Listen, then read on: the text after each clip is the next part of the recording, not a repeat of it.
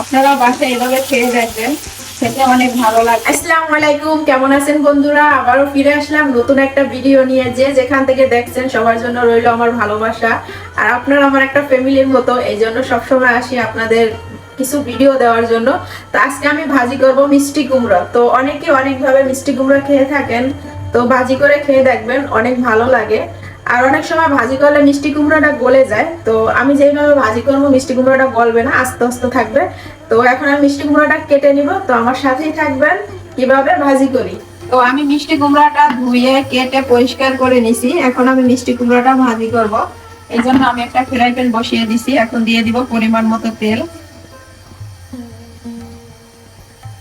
তেলটা একটু গরম হলে দিব পেঁয়াজ আর মরিচ। আমি এখন দিয়ে দিব পরিমাণ মতো পেঁয়াজ কুচি, আর দিয়ে দিব কাঁচামরিচ।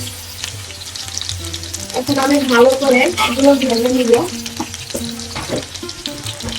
আর দিয়ে দিব পরিমাণ মতো লবণ।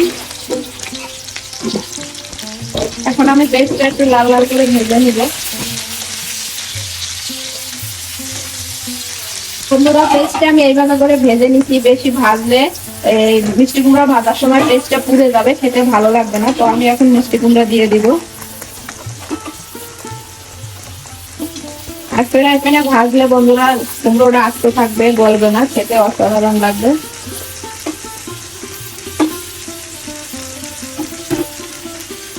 আমি সবগুলো দিয়ে দিলাম। এখন দিয়ে দিব অল্প করে হলুদ, অল্প হলুদ দিয়ে দিলাম কালারটা সুন্দর আসবে জন্য। এখন আমি একটু ভালো করে মিশিয়ে নিব। এইভাবেই আমি মিষ্টি কুমড়াটা ভাজি করবো, আমি ঢাকনা দিব না। তো বন্ধুরা, দেখতে পাচ্ছেন আমার মিষ্টি কুমড়াটা প্রায় হয়ে গেছে।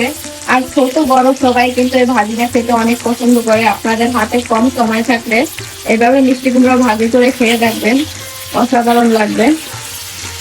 তো আমি আর একটু অল্প সময় ভেজে নিব। কুমড়া ভাজিটা হয়ে গেছে, আর এখনো কিন্তু আস্তে আস্তেই আছে। আমি এখন কিছু ধনিয়া পাতা দিয়ে দিব। এখন শীতের সময় ধনিয়া পাতা দিলে তো খেতে অসাধারণ লাগে বন্ধুরা। তো দেখেন আমার কুমড়ো গুলো গোটা আছে, এখন আসতো ভাঙে নাই। এইভাবে আপনারাও ভাজি করে খেয়ে দেখবেন, খেতে অসাধারণ লাগবে।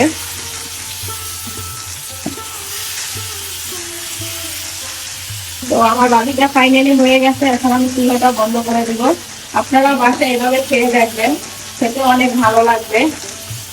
আর আমার ভিডিওটা কেমন হয়েছে অবশ্যই জানাবেন। ভালো লাগলে আমার চ্যানেলটা সাবস্ক্রাইব করবেন, আমার পাশেই থাকবেন। তো আজকে এই পর্যন্তই। আল্লাহ হাফেজ, সবাই ভালো থাকবেন, সুস্থ থাকবেন।